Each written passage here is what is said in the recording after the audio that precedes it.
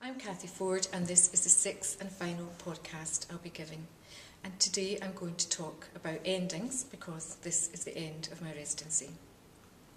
Endings are probably the one thing that people who ask me questions about writing tell me over and over again that they find difficult to tackle.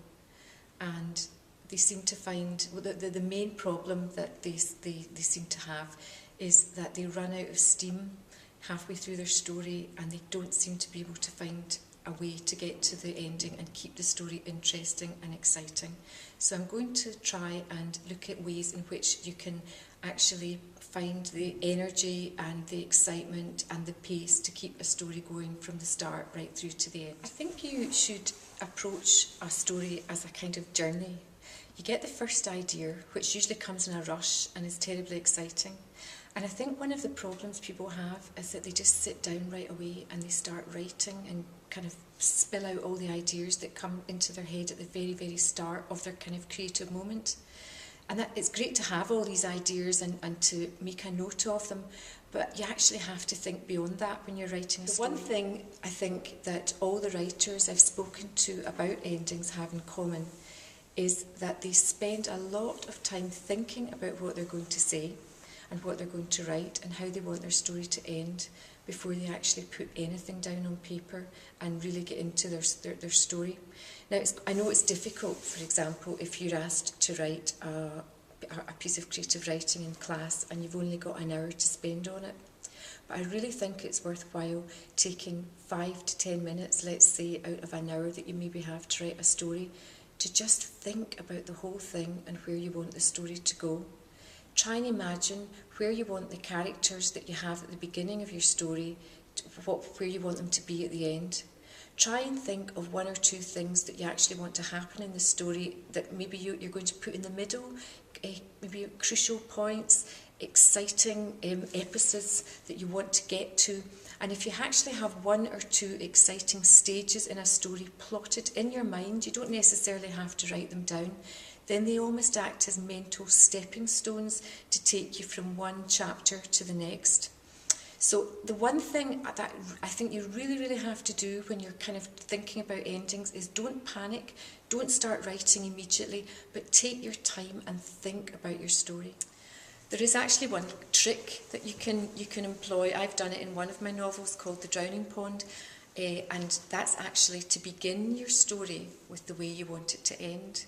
Start at the end where you want your characters to get to, and then almost like tell the story in reverse. That way you're always going to know where you're going and you've just got to get there, but you've actually almost reached the story by starting it with the final chapter. If you click on the individual names of writers on the website that's associated with this task, you'll be able to see how all these writers tackle endings and the way they go about it. I think one of the most interesting points was made by Andy Stanton, who said that the ending is actually in the story already once you're writing it, and I think that's true.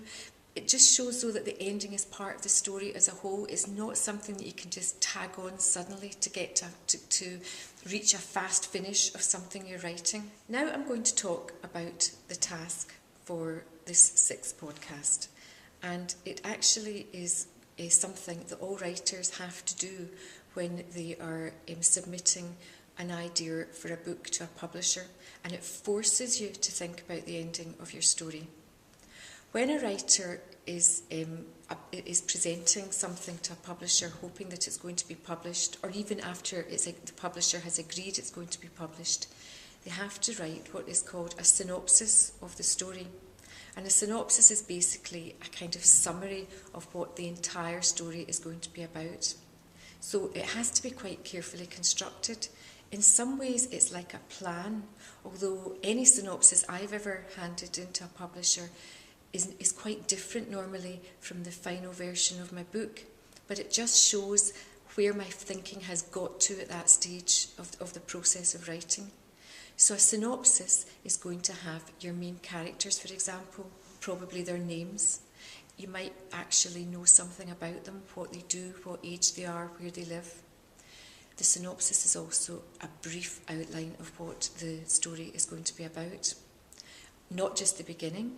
you're going to have to mention something that goes on in the middle of the story, and you're also going to have to explain to your prospective publisher how you think the story is going to end. And as I said, your story might in the end not finish that way, but at least you've got a general idea of where you're going. So for task 6, what I'd like you to do is to think of your story, come up with an idea for a story, and write a synopsis for it. Usually a synopsis, well, any synopsis I write would be less than a side of A4 paper, maybe 200 to 250 words. So it's not terribly long, but it has the kind of nuts and bolts of what's going to be in the much bigger story that you would then go on and write. Now, here are a couple of fun tasks that you can do that are about endings.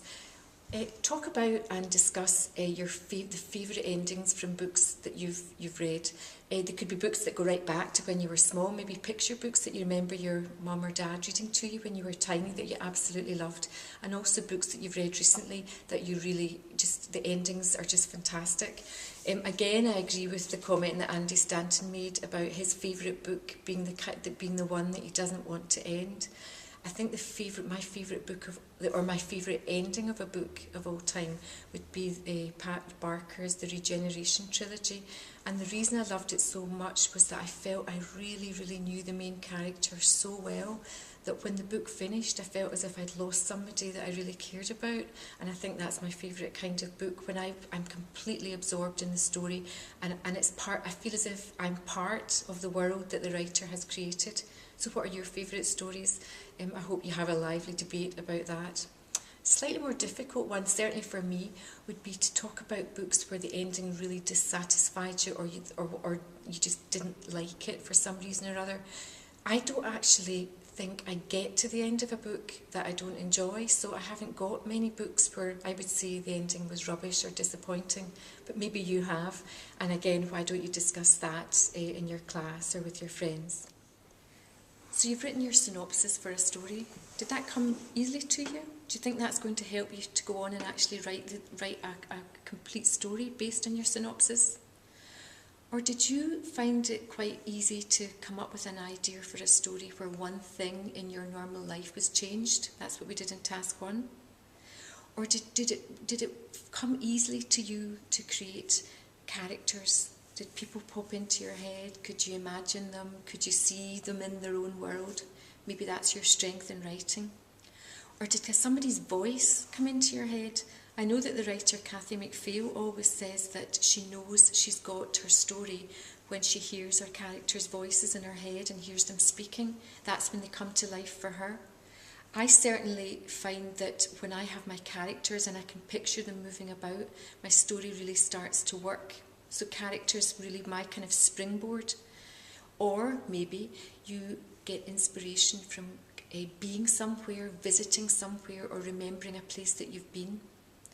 Or maybe hearing a piece of music or seeing a photograph that started to get your imagination working. Maybe that's your kind of inroad to creativity and writing stories.